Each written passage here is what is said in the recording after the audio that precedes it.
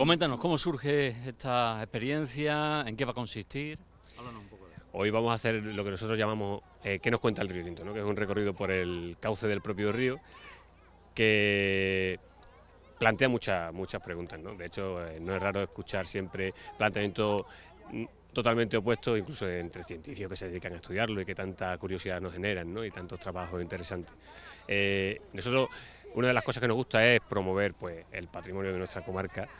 Uno de los eventos sin duda más interesantes es el río Tinto, ¿no? Hoy podemos decir que está un poco de moda con el tema de las investigaciones relacionadas con la exploración de Marte y demás, ¿verdad?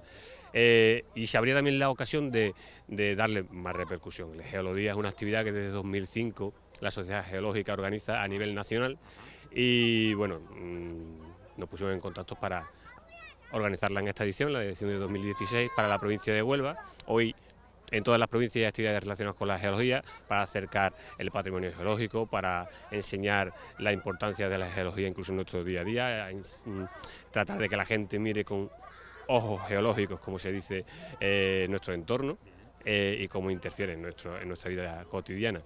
Y lo veíamos una buena oportunidad y sin duda ellos lo acogieron estupendamente, las sociedades geológicas, y participamos del programa de 2016 con esta actividad que nos cuenta el río Tinto, que va a ser un pequeño sendero de aproximadamente 4 kilómetros, algo menos, y en el que vamos a recorrer el río. Pero a nosotros nos gusta hacer la actividad de una manera muy práctica y muy didáctica. Lo que queremos es plantear dudas, plantear preguntas y que entre todos busquemos las respuestas. Hay muchas cuestiones de qué color es el agua del río, de dónde viene el agua, si tiene carácter natural o pesa más la intervención de la minería. Pues todas esas son cuestiones que queremos plantear, buscar respuestas entre todos. Y además tampoco vamos a dar respuestas absolutas. Si los científicos no se ponen de acuerdo, nosotros, ¿verdad?, ¿no? Entonces, pues cada uno probablemente cuando acabemos el recorrido acabe con conclusiones un poco diferentes, ¿no? Pero esperemos que sea una actividad interesante. Creemos que el agua nos va a dar tregua, así que yo creo que lo vamos a pasar bien. Vaya expectación que se ha creado, ¿no? Ha sido Sí. publicarlo en las redes sociales y ha sido tremendo. Sí, la verdad que la repercusión, estamos muy satisfechos porque ya el lunes tuvimos que avisar de que habíamos superado el número previsto inicialmente, ya tenemos más de 100 inscritos, sacamos también una jornada para la tarde, vamos a acercarnos casi a los 200 inscritos en la actividad, a pesar de que incluso algunos se han caído por miedo a la previsión de agua, venía gente de otras provincias y bueno, hay que entender también que el riesgo de darse un viaje para a lo mejor no disfrutar de la actividad, y algunos lo han aplazado, ¿no? Pero sin duda hemos contribuido un poco en que el río Tinto pues se conozca algo más y que además también se sepa por parte de todos los interesados de la naturaleza y demás que se puede acercar aquí a la cuenca de Río Tinto, a Nerva y conocerlo de primera mano, ¿no? Que hay maneras de hacerlo y además muy interesantes, creemos. Porque terminamos, Sí. no sabemos lo que tenemos, o no nos creemos, no nos terminamos de creer lo que tenemos a nuestro alrededor. Bueno, poco a poco sí, ¿no? Con gente como vosotros que nos abren los ojos y abren los ojos hacia el exterior. Pero en general no sabemos lo que tenemos. La verdad es que a veces no lo valoramos como debiéramos, en parte porque estamos, siempre digo, tenemos el ojo educado, hemos crecido aquí y lo hemos visto y para nosotros es algo normal. Yo siempre invito a las personas de aquí que vean la reacción de los que vienen de fuera.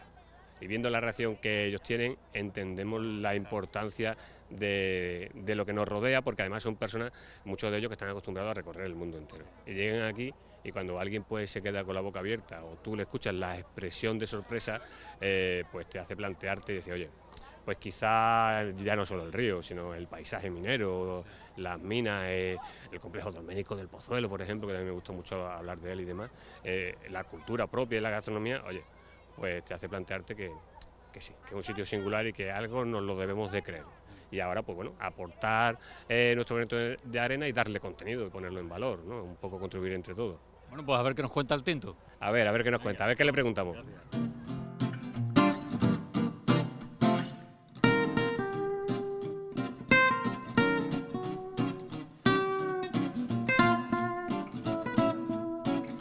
Río Tinto, hoy día el nacimiento se ubica en la Sierra del Padre Caro, que son estas montañas que tenemos justo enfrente.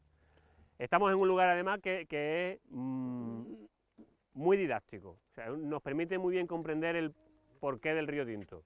Si nos fijamos, el río va bajando por la ladera de la montaña y ahí abajo podéis ver que a la izquierda nuestra, lo que sería su margen derecho, le entra un pequeño arroyo.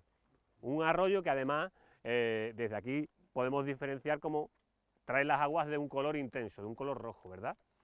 Un poco más abajo, a nuestra derecha, le entra otro arroyo, que además lo vemos muy bien. También de aguas diferentes. Luego, en apenas 10 metros a la redonda, nos encontramos con 3 cauces, cada uno de ellos con unas propiedades.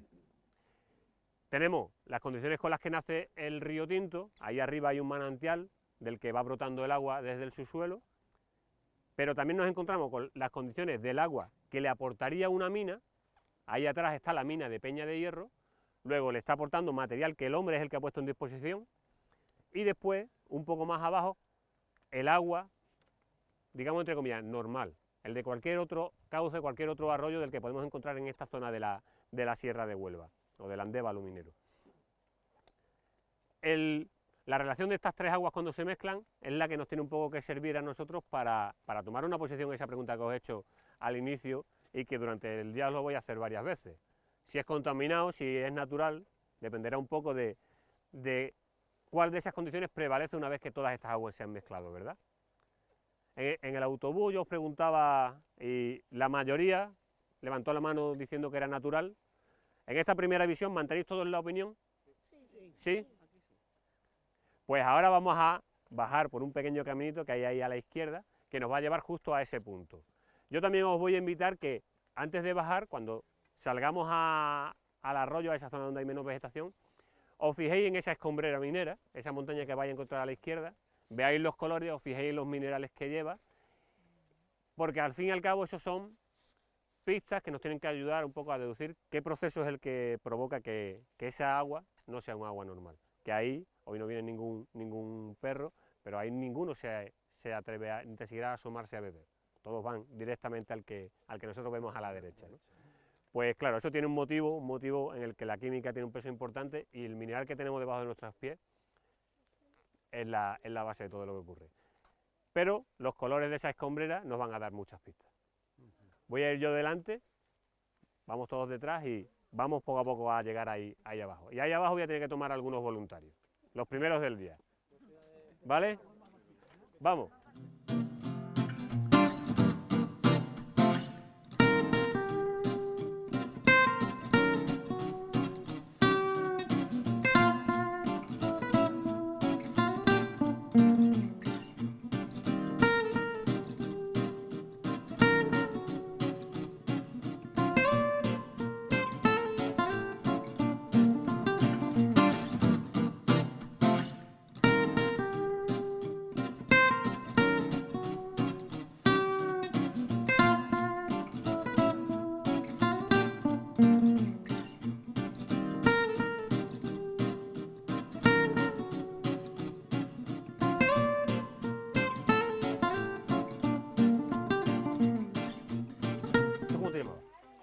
Paula nos va a ayudar a coger la primera muestra de agua del río, pero le voy a pedir que la coja de aquel agua que viene de allí.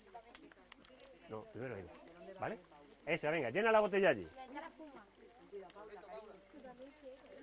No te preocupes, ahí hay mucho calor, no te preocupes.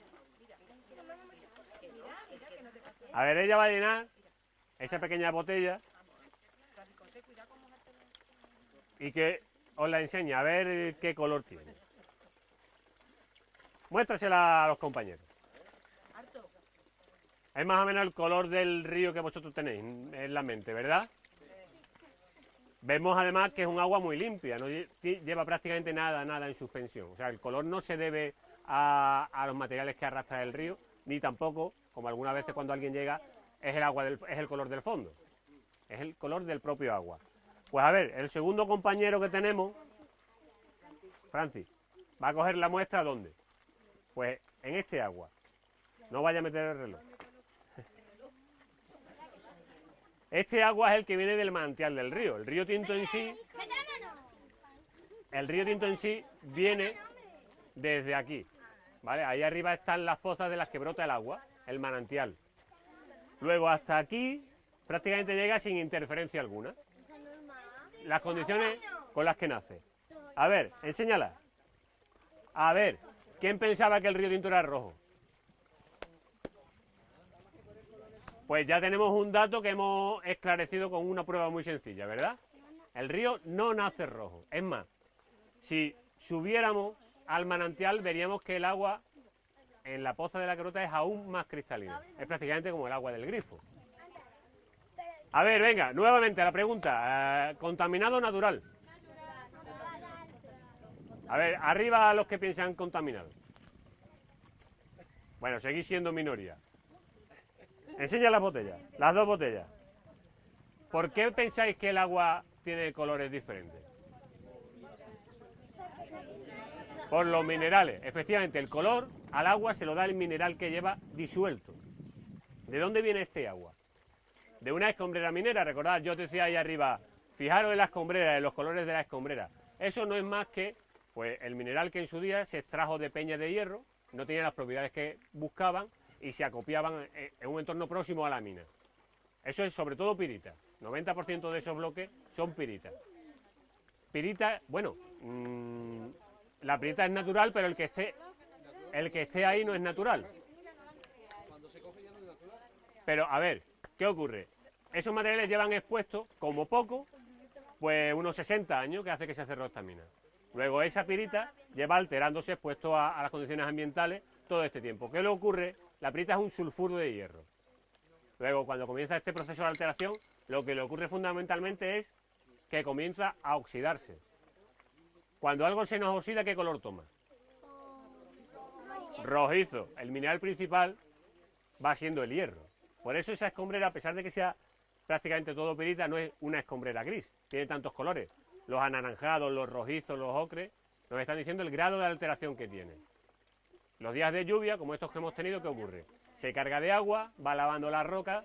¿Y cuál es el mineral principal en su superficie? El hierro. Luego se lleva disuelto el hierro. Por lo tanto, eso le da esa coloración roja. A ver, del río se habla mucho y se dice que es rojo. Pero hay otra propiedad también del río que es muy común conocerla. Aparte, ¿qué es ácido? Efectivamente. Vamos a comprobarlo, ¿no? Vamos a comprobarlo con tiras de pH, no vamos a tener un dato muy ajustado, pero nos va a dar un rango suficiente para la actividad, ¿vale? Como sabéis, esto se toma un color y en función de la escala nos dice el grado de acidez que tiene. El grado de acidez lo medimos con un parámetro que es el pH. A ver, ¿tú lo quieres probar? Venga, pues mira, moja esa tira ahí en el agua. Efectivamente, vamos a hacerla en el mismo orden. A ver, el agua que viene de la escombrera, ¿de qué color se le pondrá la tira? Humedécela un poco, mójala, no hace falta que la mojes entera, ya está. Enséñala. Muy roja. A ver, esto sería la escala. Lo rojizo anaranjado es hacia lo ácido, o sea, pH en torno a 1, 2, 3. El pH natural, el neutro, 7. Por debajo ácido, por encima básico o alcalino. Luego estamos en el campo, no solo en el campo de la acidez, sino de lo extremadamente ácido. Normalmente se entiende que por debajo de pH 5 se considera extremadamente ácido, porque entre otras muchas cosas lo que nos viene a contar es que no hay oxígeno disponible. ¿Qué acidez pensáis que tendrá este cauce? Habéis visto que el color es totalmente diferente. ¿Se pondrá la tira amarillita? Que sería en torno a 5 o 6. Efectivamente, todo hay que comprobarlo. 5 o 6, ¿no? A ver, otro voluntario. A ver, venga, el de la galleta de chocolate. Venga, mójalo ahí. Oye. Ah, bueno. Enséñala. Efectivamente, seguimos en el rango de lo extremadamente ácido, en torno a 2. Si tuviésemos un pHímetro digital, veríamos que ese está en torno a 1,8 aproximadamente, este está en torno a 2,3. Luego, otra cosa que hemos aprendido con un ejercicio muy sencillo. El color y la acidez no tienen relación alguna. Es habitual escuchar decir, ¿por qué es ácido? ¿Por qué es rojo? No tiene relación alguna. acidez del río y su color. El color se lo dan los minerales que lleva, como ya hemos dicho acertadamente. Luego, ¿qué minerales traerá el agua con el que nace el río? ¿Qué minerales serán? Si fuese hierro, el mineral principal sería rojo. ¿Por qué es ácido? El hecho de que sea ácido nos está diciendo una cosa muy sencilla, que el mineral principal que lleva disuelto es un mineral metálico. Si fueran carbonatados, la tierra se habría puesto azul o verdosa. Pero estamos hablando de minerales metálicos. ¿Qué es lo que hay ahí atrás? Una mina de la que se extrajeron todos esos bloques de piedra que son fundamentalmente pirita. Un motivo por el cual esa mina ahora mismo no es interés económico. La pirita, pues bueno, no tiene prácticamente ya usos industriales, al menos para minas de esta envergadura. ¿Y este manantial dónde está? Este manantial nace en el mismo depósito mineral del que se han extraído esos bloques. Pero claro, esos llevan ahí fuera 60 años, si es la última escombrera que se realizó la actividad minera. Si es la primera, tiene más de 150 años. Luego, no están oxidados esos minerales. Es el manantial del río, cuando los ha sacado a la superficie, lo que ha provocado que comience este proceso de oxidación. Luego, también es la explicación del por qué este agua que tiene Fran es casi cristalina, tiene cierta tinción, y si lo comparásemos con una botella del manantial, sería aún más clara la del manantial, porque ya esos sulfuros que lleva disuelto están comenzando ese camino de alteración. Siguen un caminito que el final, ¿cuál será? Pues será un agua rojiza como esa, donde el principal mineral será el hierro. Si hablamos de los minerales del entorno, porque el río al fin y al cabo nos traduce todo el entorno geológico que tenemos. Tendríamos la pirita y ahí sería la goetita. La goetita, que es el mineral principal, goetita y hematite, precisamente de las monteras de Gosa, de esa montera de oxidación que se genera de manera natural sobre los afloramientos de estos depósitos de sulfuro. Pues ahora vamos a caminar hacia el siguiente punto, a ver qué nos encontramos. Voy yo delante para así no equivocarme, ¿vale?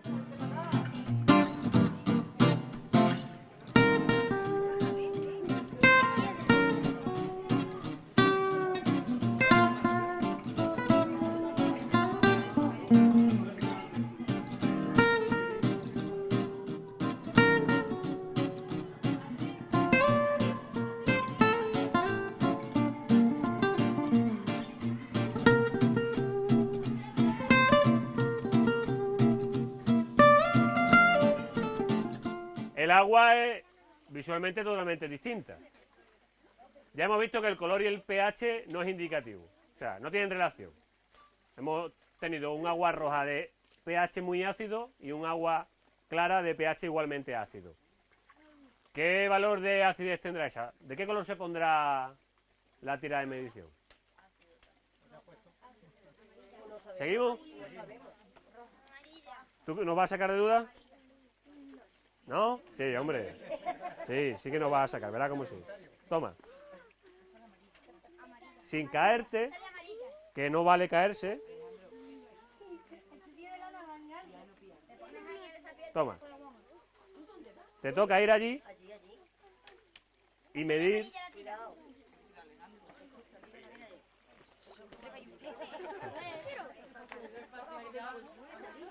Enséñala de los compañeros.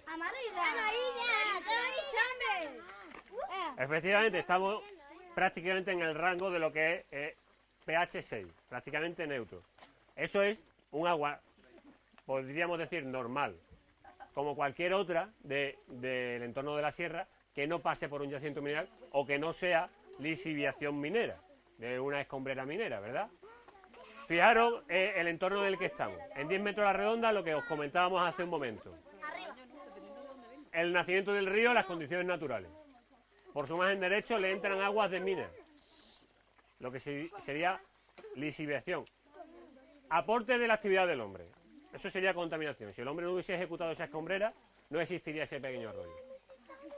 Un poco más adelante, este arroyo. Bueno, pues además esta dinámica que tiene el río, prácticamente en sus próximos 50 kilómetros, permanece tal cual. Es decir, por su margen derecho le entran aguas de mina, de distinta envergadura, pero entran aguas con mucha carga mineral, arroyos de color rojizo generalmente, que están aportando continuamente material al río. Y por el margen izquierdo le entra pues agua de la escorrentía normal. Hoy pues le está entrando más agua porque llevamos una semana de lluvia. Es esta relación de agua y ver cuál es la que prevalece, la que nos dirá más o menos que si estamos ante un río en el que el hombre ha intervenido o si son las condiciones del manantial las que prevalecen, ¿verdad? Al menos nos puede ayudar bastante. ¿Qué planteamientos pensáis? ¿Qué creéis que puede ocurrir? ¿Qué le pasa a esa mezcla de agua? Cuando se mezclan las tres, que es al fin y al cabo el río Tinto, como todos los ríos, al fin y al cabo es la mezcla de muchas aguas. De hecho hay más manantiales del que brota el río. Efectivamente, pues la mezcla de todas esas aguas es la que le da sus propiedades. ¿De dónde vienen esas propiedades? De la zona donde el hombre ha trabajado, de la mina, del manantial. ¿Cuál prevalecerá? Es lo que tenemos que medir. Lo que haya mayoría. Bueno, ahora vamos a hacer una cosa, vamos a cruzar el túnel. Al otro lado del túnel nos vamos a detener y allí vamos a volver a coger otra muestra. Vamos a ver esa muestra que cojamos allí, con el agua batida de estos tres cauces, a ver a cuál se parece más, ¿vale?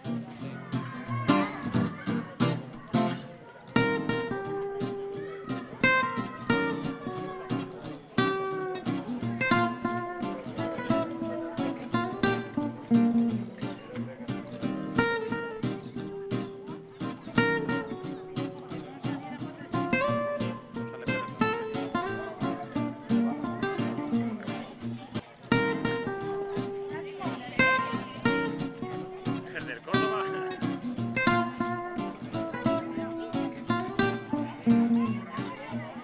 Estamos en un punto en el que ya todas esas aguas que hemos descrito ahí arriba, que hemos muestreado y que hemos al menos medido su acidez, ya todas van mezcladas. Esto ya sería propiamente dicho el río Tinto con todos sus componentes, por decirlo de manera muy sencilla, ¿verdad? ¿Qué pensáis que ocurre con este agua? Primero, un dato importante que voy a repetir 1000 veces. El color y la acidez no tienen relación. ¿Qué pensáis de este río? ¿Qué color va a tener el agua primero? Roja. ¿Cómo te llamas? Santi nos va a sacar de dudas. Santi va a coger la muestra. ¿Vale? Va a salir blanca. Venga, mira, la puedes coger ahí detrás tuya si quieres. Va a salir como color ese fuerte. Las otras dos muestras que tenemos, ¿dónde andan? Vale, porque las vamos a comparar. Ahí, déjalo. Ahí ya. Como vino. A ver, esas botellas. Esa es agua. Préstamela un momento. Préstamela. Es intermedia, es un color. Ahí. A ver, quiero que todos miréis un momento las tres muestras de agua que llevamos. Esta sería el agua que viene del manantial, sin interferencia. Esta sería el agua que viene de la escombrera, debido a la actividad de la minería. Y esta agua es mezcla de todas ellas. A ver, si la pongo en medio, visualmente, que no es un dato científico, ¿a cuál se aproxima más? A la de Francisco. A la mía. A esa. ¿A esta o a esta? ¿Es más bien clara o es más bien oscura? Clara. Sí, es más oscura que la primera, pero está más cerca de la primera o de la... De la primera. De la primera. O sea, de esta. Sí. ¿Estáis todos de acuerdo? Sí. ¿Y cuál era esta? Esa la del No tiene manantial. interferencia. La del manantial. Vamos a medir ahora la acidez, que ya es un dato, digamos, más científico, ¿no? A ver, la tuya y la tuya. Venga, a ver, la acidez. Y a ver, Me está esperando el Manuel. venga, pues toma, coge una tira. ¿Tienes las manos mojadas? Vale. Venga. A ver. Venga.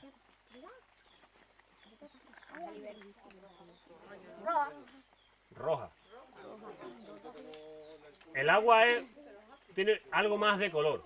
Nos está diciendo que hay más hierro en el agua, disuelto. Entre otros muchos minerales intermedios que van de esa oxidación de la pirita, que el recorrido mineral pues sería pirita, shermanita, jarrosita, hematite, goelita. Es decir, cada vez el hierro prevalece más y se pierden componentes de azufre. de la parte de los sulfuros. Ahora mismo, ¿cuántos están del lado de que el río es natural y cuántos del lado de que el río es contaminado? Bueno, contaminado, que levanten la mano, que va a ser más fácil medirlo. ¿Quién piensa que el río es contaminado? 1, 2, 3, 4, 5, 6, 7 y 8. Vale. ¿En qué os apoyáis? Vamos a ir haciendo preguntas. ¿Qué? Que lleva mucha... De la escombrera lleva mucho... No hay una respuesta absoluta, o sea que yo no tengo la razón ni... Porque los científicos no se ponen de acuerdo, ¿verdad? Hay un aporte ajeno en la naturaleza, que es la escombrera, ¿verdad? Pero ¿interfiere en las condiciones del río? ¿Sí interfiere?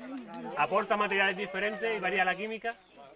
Hombre, la química no sabe ¿El color? varía, Bueno, pero vale, al pH. hay una pequeña duda en el color. Por suerte vamos a hacer un recorrido que vamos a estar durante varios kilómetros, vamos a estar al lado del río. Vamos a coger más muestras. ¿Dónde no le entran más cauces? No hay más aportes de agua. Vamos a ver si el río cambia. Del calado. Cuanto más calado, no es el suelo, no es el suelo. Eso es, claro, cuanto más profundidad, más dificultad para la luz del sol de acceder. Pero no son rojos. Ahora lo vamos a ver más fácilmente hacia adelante.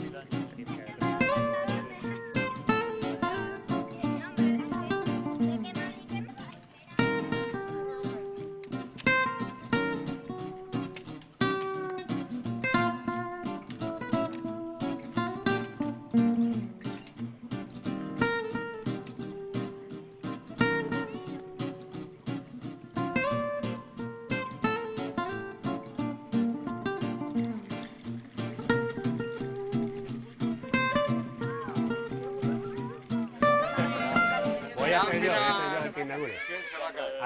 A ver, hemos hecho una pequeña parada logística para agruparnos un poquito, pero no sé si os habéis fijado en el lecho del río. ¿Qué apreciáis en el lecho del río? ¿Qué es lo que veis? Pero comprobáis que prácticamente quitando en la zona, en algunos laterales, prácticamente no hay sedimento suelto. Eso es un dato además que creaba mucha curiosidad ya en época antigua. Prácticamente no hay lodo. Y os fijáis cómo prácticamente el río va resbalando como si fuera una solería. Si os fijáis ahora, cuando vayamos todos pasando poco a poco, vais a ver cómo hay bloques de muchos distintos materiales, hay bloques de toda la roca de la litología del entorno.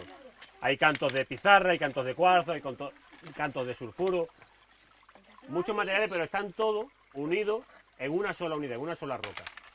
Esa roca se origina debido precisamente a esa precipitación del contenido mineral que lleva el río, que arrastra el río.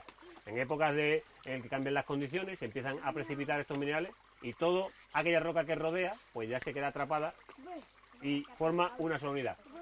¿Qué efecto tiene esto? Al final el río casi va arrastrándose sobre un tobogán. El río prácticamente al final no entra en contacto con el sustrato, con el material que está en el fondo. A los ácidos, a todos los materiales ácidos, lo combatimos con carbonatos, ¿no? Cuando se quiere, por ejemplo, un río contaminado se quiere recuperar, hay un método muy sencillo, muy rudo, muy antiguo, que es mezclarlo, hacer bañeras de cal, obligarlo a pasar por ahí y pierde su característica ácida, ¿verdad? Pues resulta que el río, en la mitad de su recorrido, ya en el tramo final, el río va sobre un material, sobre una formación, las arcillas azules, que es prácticamente carbonatada, con 1000 metros de espesor. O sea, ahí hay carbonatos más que suficientes para combatir esta acidez. En cambio, no tiene esa capacidad. ¿Por qué no lo hace? Porque esta roca que se va formando por la precipitación de estos minerales, precisamente aísla el agua del río de ese material, de esa formación carbonatada. Y al final va como resbalando hasta casi su desembocadura. Yo os contaba ahí arriba que entraba un arroyo, bueno, yo lo contaba y vosotros lo habéis visto, entre comillas normal, de pH neutro. Pues resulta que a 20 kilómetros de aquí al río le entra el Jarrama. El Jarrama es un afluente de tanta envergadura que incluso hay quien duda de que este sea el río principal y lo ubica en el Jarrama. Hay quien lo defiende hoy día, hay quien lo defiende también en época histórica. En el manual ese que os hemos entregado, ese es un mapa del siglo XVIII en el que figura el río Tinto dibujado como un afluente del Jarrama. ¿Por qué? Porque el Jarrama, en varias épocas del año, aporta más caudal al río del que trae el propio río. Pero, ¿pensáis que ese aporte de caudal superior al que trae el río hace que el río pierda sus condiciones? ¿Pierde su color? ¿Pierde su acidez? No. No. No la pierde. La mayoría de los que hablan son del entorno y lo saben bien. Lo han visto, ¿verdad? Porque, yo os decía, estamos midiendo la acidez con el pH. El pH, que es una función que nos va a ayudar, pero es una función que no es una función aritmética, es una función logarítmica. Es decir, no se mide todo a partes iguales. Para explicarlo con un ejemplo, si tenemos un líquido de pH 2 y queremos subirlo a pH 3, tendríamos que aportar de otro líquido de pH 4 100 veces el volumen que tenemos del de pH 3. Con lo cual, ahí arriba, ese agua que ha aportado más caudal, pero en nada ha variado las condiciones, debería ser el Guadalquivir. Al Jarrama le ocurre lo mismo. Aporta a veces el doble del caudal que trae el río, pero no 100 veces el caudal que trae el río. Por eso no influye hoy día a la hora de variar sus condiciones químicas. En época histórica y protohistórica no sabemos bien cómo es, ¿no? Ya después, más adelante, hablaremos de ese tema. Pero hoy día en nada lo modifica. Resulta que entra el Jarrama y tenemos un río mucho más caudaloso, pero igual de rojo, igual de ácido. Después llega el río a Niebla, por ejemplo, y si entráis en Niebla por el puente romano, el agua es roja. Y si lo medís, el agua es ácida. Pero, ¿cuál es el siguiente puente que cruza el río Tinto? El que une San Juan con Moguer. ¿Y ahí el agua de qué color es? Ya ahí deja de ser roja. Y deja de ser ácida. Al menos tan ácida. También dependiendo mucho de la hora a la que lo miramos. Efectivamente. Ahí se encuentra con el mar. El mar tiene un pH 8 y el que es insignificante ahí en ese juego de volúmenes, ¿cuál es? El río. Luego, allí donde llega la influencia del mar, es donde el río pierde esas condiciones. Ahora que ya estamos todos juntos, vamos a seguir caminando un poco más para ahora retirarnos del río. Dime.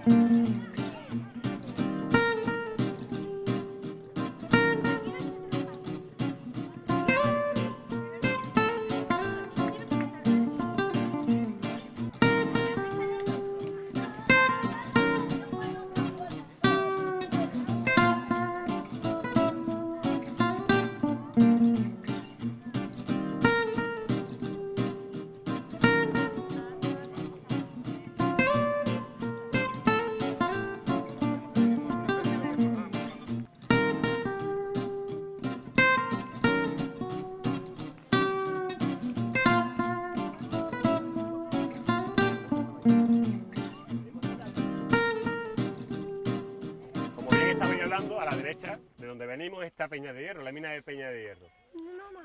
Que hoy día su montera de Gosan está declarado monumento natural. Esa es la única montera de Gosan que se conserva in situ, de ese material, de esa roca, que es producto de la alteración de los depósitos de sulfuros masivos que afloraban en superficie. Si vemos esa montaña y miramos ahora en aquella dirección, aproximadamente en dirección sur, vemos enfrente nuestra todo lo que son las escombreras de lo que era en su día Filón Norte, y a la izquierda la actividad minera que nuevamente está en funcionamiento. Si hubiésemos venido el año pasado por esta fecha, todo eso gris que vemos tan claramente no estaría, porque estaría la roca alterada. Eso es ya de la actividad minera que comenzó en abril del año pasado. Pero quiero que hagáis un pequeño ejercicio de imaginación, porque el río Tinto, al fin y al cabo, nos sirve para interpretar qué es lo que tenemos debajo y qué es lo que hace de esta comarca uno de los entornos mineros más conocidos del mundo y en el que ha habido actividad minera desde hace 5.000 años. Entre otras cosas porque gracias a estos depósitos minerales de aquí se han aprovechado, se han podido beneficiar diferentes minerales. Por eso en distintas épocas, pues cuando un mineral perdía su valía económica, se buscaba una alternativa. De aquí se ha extraído pues fundamentalmente cobre y plata. Los ingleses llegaron sobre todo por la pirita en el siglo XIX. Fue el gran boom que abrió la faja pirita y la convirtió en el sitio minero más relevante a nivel mundial. Pero también se ha extraído oro y plata. ¿De dónde se extraía el oro y plata? Precisamente de esas monteras de Gosan. Porque en esa alteración de los depósitos minerales, de los sulfuros masivos, tiene un contenido de metales nobles, oro y plata fundamentalmente, que cuando se va alterando el agua no se lo lleva. O el agua no lo altera. Luego al perder volumen lo va concentrando y lo que inicialmente es un porcentaje que no es económicamente viable su explotación, ya en esas monteras sí lo es. Una pregunta que nos podríamos hacer es por qué permanece el Gosan de Peña de Hierro y no lo ha explotado ninguna de las civilizaciones que han pasado por aquí. Cuando dice Gosan es la Gosan. ¿Eso qué es? Gosan es la roca de alteración y el nombre viene, o uno de los motivos que se da a ese nombre, es por cómo los trabajadores españoles, los mineros, oían hablar a los británicos cuando se trabajaba sobre él. Gosan viene de oír a los ingleses decir gold sand, arena de oro. Eso se trituraba para iniciar el proceso de beneficio del oro y los españoles escuchaban gold sand, se simplificó en Gosan y hoy día es un término que se usa para referirse a esa roca de alteración de los sulfuros masivos. Dice que había oro, plata, cobre también. En esa montera hay oro, plata, platino, el 70% es hierro. Hierro. ¿Y por qué permanece esa y no las demás? ¿Por qué esa no se la llevaron también? Si se supone que tiene oro y plata. Hay un dato histórico muy curioso, y es que ahí hay una galería romana. Una galería romana, solo una galería romana, a una cota que era la que coincidía con la localización del nivel freático hace 2000 años. Los romanos sabían que en ese material se concentraba el oro y la plata, y que justo donde estaba el nivel freático era donde se enriquecía, porque tenía todo el oro y la plata que le pertenecía a ese tramo, más lo que el agua haya arrastrado hasta este punto. Por debajo del nivel freático nunca pasaba. Entonces los romanos acudían a ese nivel, hacían su trabajo, si recogían oro, continuaban. ¿Qué le ocurrió en Peña de Hierro? No había oro como para hacer rentable una mina. No continuaron, solo existe esa galería. Por eso permanece hoy ahí, nadie ha venido por ella. Pero si miramos donde yo os indicaba, a donde hoy día está la actividad minera, quiero que hagáis un pequeño ejercicio de imaginación. Ahí en su día, si nos vamos 30 años atrás, ahí había una montaña, Cerro Colorado, la que le da nombre a la mina hoy día, ¿no? Pero si nos vamos 2000 años atrás o 3000 años atrás, la montaña que estaba ahí era más alta que esta que tenemos a nuestra espalda. Y si nos ponemos en situación y es una montera roja que domina toda la comarca, obviamente entendemos el nombre, ¿no? ¿De dónde viene? Cerro Colorado. Ahí se encontraron no solo los romanos oro y plata, sino ya civilizaciones anteriores. Ahí se concentraban las principales actividades que hubo históricas. Los tartesos, las minas tartesas estaban en la ladera norte de esa montaña. De esa montaña que después la formación del relieve dividió en dos, Cerro Salomón y Cerro Colorado. Pues de esa montaña, si vamos a la cartografía histórica, nacen 3 ríos. Uno, el Tintillo, que vierte hacia el Odiel. Hoy día el Tintillo, podemos visitarlo también, pero es un río del que llega muchísimo caudal procedente sobre todo de la zona de corta atalaya. O sea, minerales puestos por la actividad minera, como hemos visto en el nacimiento del río Tinto. Nacía también el río Agrio, en la ladera sur, vertía hacia el cauce del río Tinto. Ese río se perdió con la actividad de Filón Sur. Y estaba el río Tinto. El nacimiento original del río Tinto estaba exactamente allí, en la cueva del lago, que se le llamaba. La actividad del siglo XIX de los ingleses, la minería intensiva, hizo que ese manantial del que brotaba esa agua desapareció. Por eso hoy día se estima que el nacimiento del río se ubica aquí. Pero claro, es fácil pensar que ahí había una gran mole mineral expuesta a las condiciones ambientales que provocaban su oxidación. Y ese agua que participaba de la oxidación, al fin y al cabo, salía. Cuidado, cuidado, cuidado. Sí, no te preocupes. Salía a la superficie en forma de agua agria, en forma de agua ácida. Y además, si vemos la descripción que hacían, cada uno de estos cauces tenía un agua diferente y un color diferente. No sé si habéis tenido ocasión de leer el manual. El color del agua es indicativo del mineral que trae, lo hemos hablado al principio, ¿verdad? Las aguas claras, que son ácidas, o sea, no tienen peces, no tienen casi vegetación en sus márgenes. ¿Qué mineral es el que traían? Sobre todo eran esos sulfuros, ¿no? Cuando eran aguas rojas, como se describía el tintillo, el mineral principal es el hierro. Pues incluso hoy día permanece un manantial en aquel entorno en el que el agua brota verde. Además, antes alguien, hablando de él, era capaz de describir el mineral que venía. ¿Qué mineral pensáis que es el principal en ese manantial? Cobre, por ejemplo. Efectivamente, el color natural del cobre es un azul verdoso, un verde azulado, depende del grado de daltonismo que tengamos cada uno, ¿verdad? Pues no es fácil pensar, o sea, no es difícil imaginarse que tiene algo que ver en el origen del río Tinto, o al menos si nos retrotraemos 2.000, 3.000 años atrás, ¿verdad? Pero después crean muchas más dudas, porque si hay científicos que todavía dudan de que el río Tinto sea natural, tendremos que buscar más datos en la naturaleza, ¿verdad? Y lo hay. Ahora vamos a seguir el camino, vamos a buscar nuevamente el río Tinto en otro punto y vamos a ver qué roca asociada hay ahí. Incluso vamos a abrir un pequeño debate porque induce a error en algunos casos.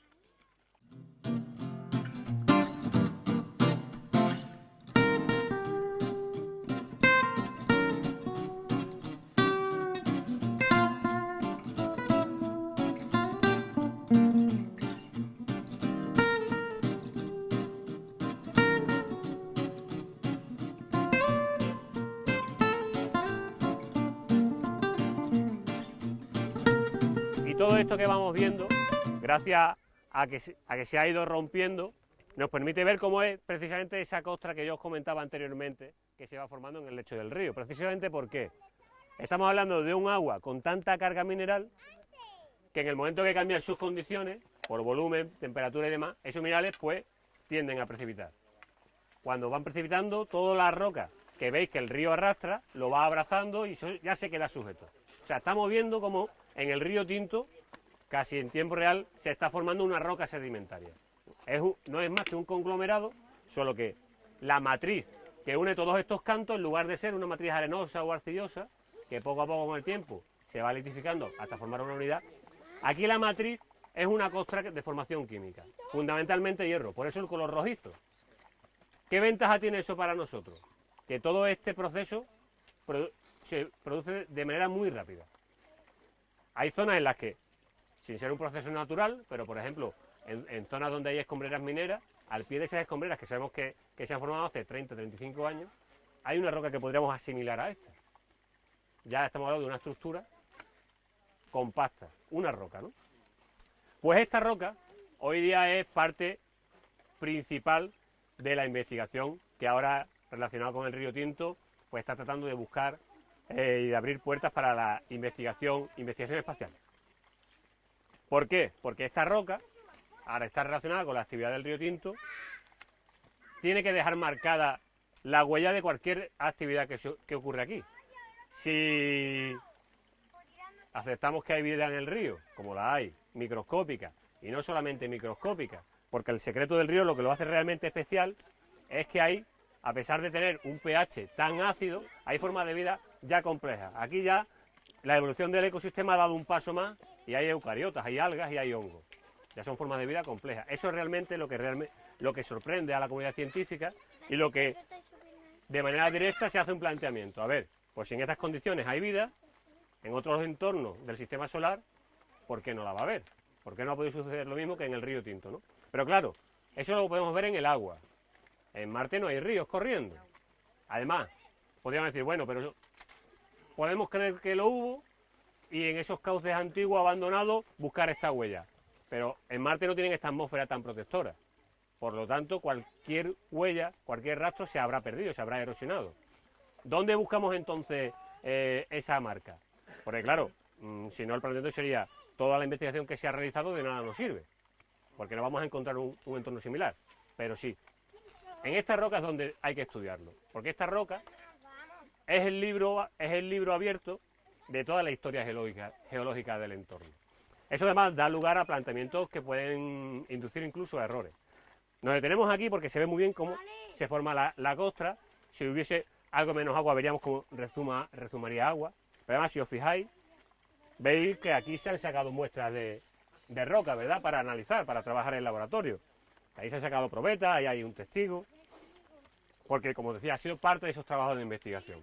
En uno de los primeros trabajos, por ejemplo, se le vino a dar una antigüedad de formación a estas rocas, ¿no? Porque es parte importante también para saber, oye, en la situación en la que estamos. Bueno, pues en esos primeros trabajos, relacionados con el proyecto Marte, todos estos afloramientos que vemos aquí se le dio una antigüedad de 40.000 años. Era la roca sedimentaria relacionada con el río Tinto más joven que se conocía, ¿no? O sea, más reciente formación. Pero claro, si os fijáis con detenimiento, sin necesidad de hacer estudios muy profundos ni complicados, con una fotografía, podemos saber que ese dato es erróneo. Porque dentro de esta roca, como parte de esos cantos, podemos observar cómo hay escoria. Esto implica que al menos esto se ha formado una vez que aquí ya se quemaba el mineral. Luego, esta roca no puede tener más de 2000 años. Por una cuestión muy sencilla y además fácilmente deducible. Esto es producto de fundir el mineral. ¿Cuándo se pudo hacer? Pues época romana, hace 2000 años, aguas abajo, a 500 metros de aquí estaba la fundición de Tres Cruces, por ejemplo. Podemos estimar que es más reciente. Hoy día se acota ya un poco más y esos 40.000 años han pasado a ser un abanico de entre 350 y 7.000 años. Se podría acotar un poco más porque hace 7.000 años no había industria que generaba este tipo de escoria. Pero bueno, ya al menos se queda bastante reducido. Claro, ¿qué ocurre? Que aquí, ya entrando un poco más en profundidad, ¿cómo se puede darle una fecha precisa sin equivocarnos de cuándo se formó esta roca? Por estudios isotópicos, o sea, ya son estudios muy complejos. De hecho, solamente hay una masa que se ha datado. Pero claro, hay un problema. Aquí hay muchos minerales y el principal podríamos decir que es la goetita. La goetita y la hematita, minerales de hierro. Pero aquí podemos encontrar goetitas de 3 orígenes diferentes. Porque por un lado, podemos encontrarnos la gotita que ha arrastrado el río, que en su día formaba parte del Gosan. Luego esa goetita probablemente pues, tenga muchísimos más años de formación. Está la goetita que se ha formado durante todo el proceso, que se ha ido formando con el proceso del río, con el proceso de formación de la roca. Y después está la goetita que se ha ido formando por alteración de los materiales que ya formaban esta roca. Eso da muchos problemas. De ahí ese error inicial de dar una cifra de 40.000 años. Pero estamos ahora mismo sentados sobre la roca que nos tiene que dar la clave, ¿para qué? Para saber qué buscar en Marte. Aquí tenemos que encontrar esa muestra que sea indicativo de que ha habido actividad biológica. No vamos a encontrar una bacteria aquí, pero sí la huella de su actividad. Y esa huella, ¿dónde la vemos? ¿Cómo funcionan esas bacterias que están en el río Tinto? ¿De qué viven? Lo hemos comentado al inicio, ¿no? Son parte de ese proceso de alteración de los sulfuros, de los minerales que lleva disueltos, ¿verdad? Son como catalizadores del proceso. Y esa actividad, todos cuando comemos, hacemos la digestión después, ¿verdad? Y generamos un residuo. Las bacterias hacen lo mismo. Ese residuo también es un mineral. Ese residuo es un mineral que es la jarrosita. Sobre todo en el tramo inicial, en la cabecera, alguno de vosotros seguro que se ha resbalado con un sedimento amarillento, de un amarillo muy vivo. Eso es jarrosita. Ya es un mineral además que se ha descrito en Marte. Es el primer paralelismo exacto entre lo que aquí se ha estudiado y lo que allí hemos encontrado. Pues ahora se trata de estudiar cómo en esta roca diferenciar la jarrosita natural a la jarrosita formada por la actividad biológica. Y eso se sabe porque esa jarrosita que forma la actividad biológica da lugar a unas estructuras. Nosotros la llamamos estromatolito. Estromatolito, que es un nombre un poco feo, pero que no viene a decir que es una estructura inorgánica, pero debido a la actividad biológica. Luego allí donde hay un estromatolito ha habido una actividad que lo ha generado. O sea, es, por ejemplo, en lo que se basan los estudios del modelo del origen de la vida, que se apoya en los estromatolitos de la barrera de coral de Australia. Es una génesis similar a esa. Y antes, por el camino, me preguntaban, ¿y este es el único río que hay en el mundo así? ¿No hay otros? ¿Seguro que el río Tinto es tan único? No. O en la zona, pero yo lo extiendo todo el planeta. Porque realmente ríos como este, ríos rojos, se pueden encontrar más. Pero todos esos ríos tienen una cosa en común. Todos esos ríos nacen de una actividad minera. Todos esos ríos, incluso en algunos de ellos, también se ha descrito cierta actividad microbiana. Pero en ninguno de esos ríos se ha descrito la diversidad que hay aquí. Estamos hablando de que casi todas las familias de bacterias tienen un representante en el río. Eso es una diversidad inmensa. Ya en el siguiente escalón no hay tanta diversidad, pero vamos a tener ocasión de verlo. Vaya a ver lo imponente que son las algas en el río. No estamos hablando de microalgas, estamos hablando de algas que llegan a tener 1,5 metros de longitud. Entonces, el planteamiento ahora es, ¿por qué podemos decir que este río es único? ¿O no? Estamos hablando de que cada uno nos tenemos que crear nuestra propia opinión. ¿Por qué en esos otros ríos que os digo que existen en el resto del planeta no existe esa diversidad biológica? Y aquí sí. ¿Dónde puede estar la respuesta? ¿De la actividad minera? Explícalo un poco mejor. Que come una sedimentación, la actividad minera que se haga. Pero eso sería lo que explicaría que aquí hay diversidad o lo que explicaría que en otros puntos no hay diversidad. Depende de otros puntos si hay diversidad también minera. ¿También? La forma de explotar la mina. Bueno, no vamos entonces por ahí. Es más sencillo, es más sencillo. Es más sencillo en base a lo que defiende una de las ramas de investigación. Lo que se plantea al fin y al cabo es que estamos ante ríos que tienen su origen en una actividad minera, luego acotamos en el tiempo mucho, estamos hablando de 2000 años acá, porque no hay minas anteriores a la época romana de tanta envergadura como para incidir tanto en el entorno. Mientras que aquí el planteamiento es que estamos hablando que es de origen natural, el río. Luego, si es de origen natural, al menos tiene un periodo de 6 millones de años en el que esta vida ha podido evolucionar. O sea, es solamente el tiempo de existencia entre este río y esos otros. ¿Y por qué he dado el dato de 6 millones de años? Porque el mejor afloramiento de este tipo de material que se conserva está en Río Tinto, en el Alto de la Mesa, en un barrio que el nombre más explicativo no puede ser, Alto de la Mesa, la zona más alta del pueblo y plano, por eso Mesa.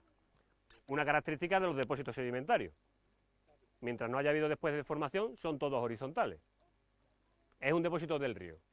Ahí es donde unos investigadores franceses han podido demostrar que aquel depósito se formó hace 6 millones de años. Y hace 6 millones de años no existía el río, no existía la actividad minera. Luego, al menos sabemos que en su origen la minería no tiene nada que ver con la presencia del río Tinto. Ahora la pregunta es la siguiente. ¿Cuál es la duda entonces de los científicos que plantean que el río no es natural? Pues la incidencia de la minería. Si ha amplificado esto mucho más allá de lo que en origen era. O sea, si era un pequeño arroyo que llegaba al Jarrama en su momento y ya ahí diluía sus propiedades. O incluso lo podía perder un poco antes. Ahí está ahora mismo el debate. Y sobre todo en la descripción química y en el registro sedimentario es lo que tendrá que salir la respuesta definitiva si es que alguna vez la encontramos, que también es dudoso. Porque ahora ya una pregunta un poco más panota. ¿Pensáis que la existencia del río Tinto, de las aguas rojas, las aguas ácidas, tiene relación con la alteración de esas rocas que estaban en superficie que dieron lugar al Gosan, la lisivación de esas rocas, o es más bien debido al flujo subterráneo?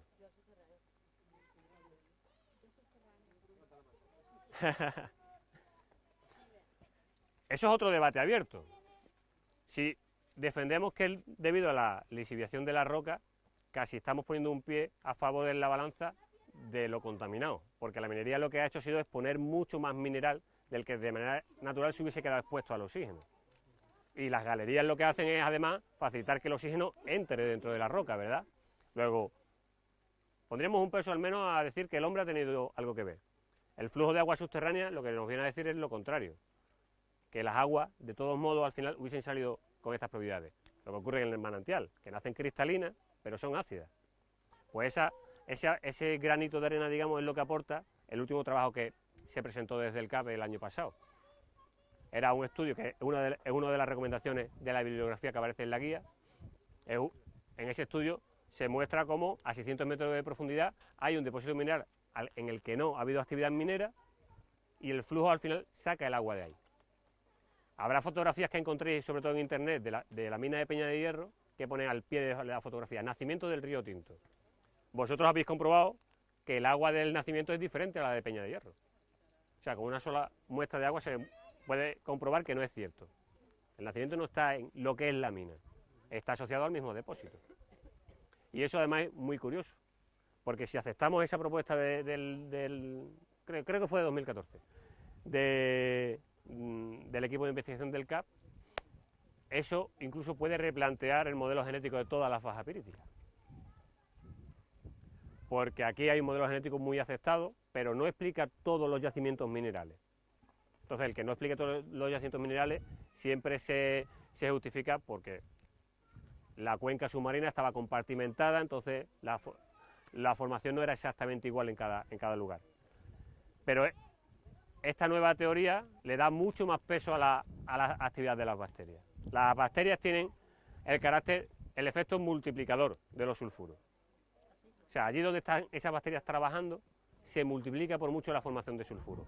Es algo parecido a las chimeneas abisales, donde hay bacterias y aprovechando esas aguas hidrotermales que van saliendo, van formando un mineral. Pues esa es la propuesta, pero claro, aquí imaginar una chimenea abisal es ilógico. Pero claro, si estamos hablando de procesos volcánicos que no extruyen como los que vemos ahora mismo, porque serían magmas muy densos, dentro donde estarían trabajando esas bacterias, eso sí justificaría depósitos tan inmensos como los que hay en toda la faja pirítica. O sea, estamos hablando de que estamos quizás en la zona minera más estudiada del planeta, lo que es la faja pirítica, desde Sevilla, cruza Huelva, Portugal y se adentra en el Atlántico, y ahora se vuelve a dar un giro a todo el modelo planteado. E incluso hay ya investigaciones mineras que, apoyados en esta teoría, tratan de buscar yacimientos en otros entornos en los que inicialmente parecería que no los habría.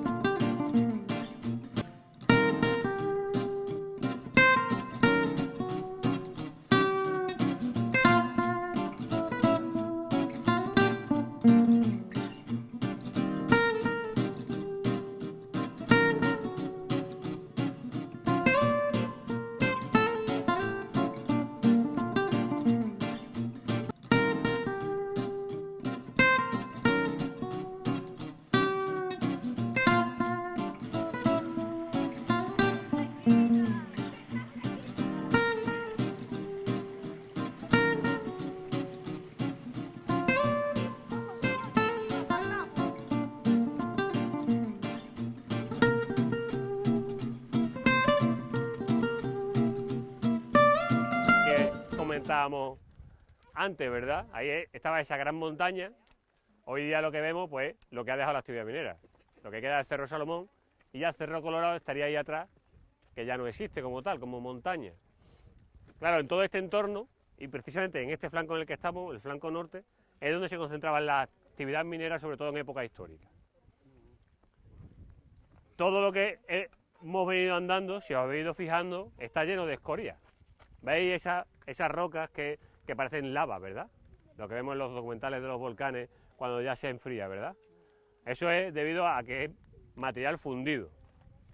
¿Veis dónde está la fundición que hizo esas operaciones? ¿Veis todos aquellos muros? Ellos Si recordáis cuando ha estado el grupo, esos muros tienen más de 4 metros de altura. Ellos se veían chiquititos al lado del muro, ¿verdad? Esos son los restos de la fundición Tres Cruces de época romana. Además, una fundición que está sin excavar. Hay un proyecto que quieren ponerlo, excavarlo y estudiarlo, pero bueno, hoy día la financiación para estos proyectos son complicados.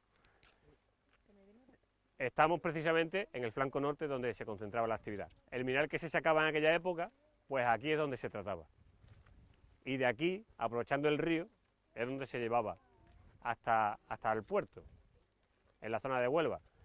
Parte de ese material además se hacía un segundo tratamiento en niebla, para ahorrar también costes de transporte. Y ya llevárselo lo más puro, digamos, cuando lo comerciaban sobre todo pues los fenicios en época tartesa, o ya los romanos cuando ya hicieron de la mina de Río Tinto la más importante del imperio. Porque además hay un dato que a veces se escapa un poco. Aquí siempre se ha sabido que la actividad en época romana fue muy intensa, no solamente en Río Tinto, lo que es en toda la faja pirítica, pero aquí además hay indicios que hablaban de mucha actividad, pero, por ejemplo, aquí no hay un poblado romano, no hay un circo romano, no hay un teatro romano. Aquí lo que había eran esclavos y legionarios vigilando a los esclavos, pero muchísima población. Vamos a acabar al lado de lo que era una antigua población romana, que era Marismilla. Después el Cerro del Moro, que es donde había otra población que se cree que era la originaria, pero al final acabó siendo el asentamiento de los soldados. Pero ¿sabéis por qué hoy día ya está aceptado que durante más de 100 años esta fue la zona minera más importante del imperio? Coincidiendo además con el declive de las médulas. Pues por un trabajo de investigación que nada tiene que ver con la minería y que nada tiene que ver con Río Tinto. Y seguro que si os gustan los documentales, algunos ha visto algo de ello. No sé si oísteis hablar, hubo un proyecto de un grupo de investigación alemán que se dedicó a estudiar los hielos del Polo Norte para ver cómo ha evolucionado la atmósfera terrestre, para ver si se podía justificar el famoso cambio climático, a ver qué de verdad había en ello o no. Entonces, ¿cómo fue ese trabajo de investigación? Se fueron haciendo perforaciones en el hielo, se sabe en función de la profundidad del hielo la antigüedad que tiene de formación. El hielo tiene hueco que encierra aire. Luego se fueron estudiando y describiendo ese aire encerrado, que es aire pues de hace 100 años, de hace 500 años, hace 2000 años. Pues resulta que hace casi 2000 años hay un pico de contaminación. Un pico de contaminación en el que se dice que, se puede deducir que había algún punto en el que había tanta actividad industrial que alcanzaba toda Europa. ¿Cómo saber de dónde venían esos aires cargados de esos metales? Isotópicamente, porque isotópicamente un mineral es único. O sea, la pirita, su fórmula de pirita es igual a la pirita que hay aquí, a la que hay en Chile. Pero isotópicamente no tiene nada que ver, es como su huella dactilar. Pues ese estudio alemán, que lo que estaba estudiando era otra cosa, demuestra que esa corriente de aire viene precisamente de Río Tinto, porque isotópicamente su huella isotópica es la misma de las piritas de Río Tinto. Pues época romana, hace casi 2000 años. ¿El caudal del río ha sido más o menos siempre igual? El caudal del río históricamente ha ido variando mucho, pero ya te hablo de edad geológica. O sea, ya no te puedo hablar de 200 años y de 2000 años.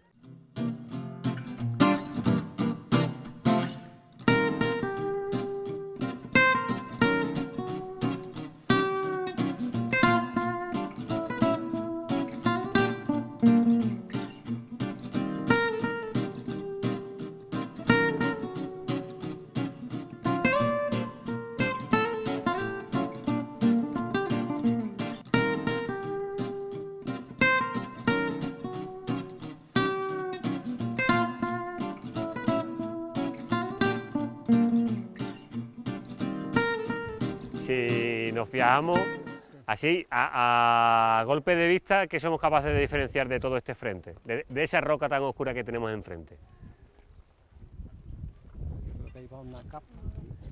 Se ven capas, ¿verdad? Son capas subhorizontales. Aquí vemos, este bloque está un poco desplazado, porque se ha desprendido un poco, pero sería igual que aquel de allí, que sería el que conserva su posición natural. Vemos que a su vez esas capas tienen como pequeños tramos, pequeños niveles intermedios, lo vais viendo, y además también se diferencian a golpe de vista desde aquí, y ahora además os voy a invitar a que os acercáis a esos dos bloques que están más cercanos, se ven cantos de otros materiales, ¿verdad? Claro. Y si seréis capaces de identificar algunos, hay uno que se diferencia muy bien por su color, que más sobresalen, están como dispersos. Cuarzo, eso es cuarzo. Ahora cuando lleguéis, me gustaría que lo tocarais, que vierais los distintos materiales que componen esa roca. Vais a comprobar de cerca que eso es un conglomerado, ese conglomerado que hemos recorrido a pie por el camino, salvo que el del río, sobre el que hemos venido, se puede decir que es actual, se está formando, pero obviamente si vemos la diferencia topográfica entre este material y el río que está ahí abajo, este es mucho más antiguo. Antes me preguntaba uno de vosotros de cómo era el río antiguamente, de cómo era de caudaloso, de cómo era de energético. Obviamente, constituir una formación como esta, al menos que lo haga ese lecho de agua actual, nos haría dudar, ¿verdad? Hace falta mucho más caudal de agua y que mueva, con capacidad para mover mucho más material para levantar esta pared, ¿verdad? Esto es lo que llamábamos gosan transportado, porque es esa roca sedimentaria que visualmente y de lejos recuerda a ese gosan, pero su origen es sedimentario. Por eso lo de transportado, no porque yo lo haya traído. Pero claro, esta terraza abandonada, si miramos el entorno y si nos giramos vemos aquí todo este bloque que está junto al cementerio, pero justo allí vemos otro rompiente en la topografía, que tiene el mismo color. Esa es la continuación de este mismo afloramiento. En su día el río tenía la envergadura suficiente como para ocupar todo este espacio. Era mucho más amplio. Y no solo eso, sino, no lo vemos desde aquí, pero justo al otro lado de la carretera hay otro afloramiento también de gosan transportado. Este de aquí lo llamamos Planes, el de allí lo llamamos Marismilla, porque fue el asentamiento de una población romana. Todo era una sola unidad. Luego la envergadura del río era mucho más importante que la actual. Pero no solo eso, no lo vemos desde aquí, pero el principal afloramiento y del que ya hemos hablado es el que está en el barrio del Alto de la Mesa. Está topográficamente mucho más alto. Además estamos hablando de un afloramiento que en algunos sondeos los ingleses cortaron hasta 70 metros de espesor, la envergadura bastante importante.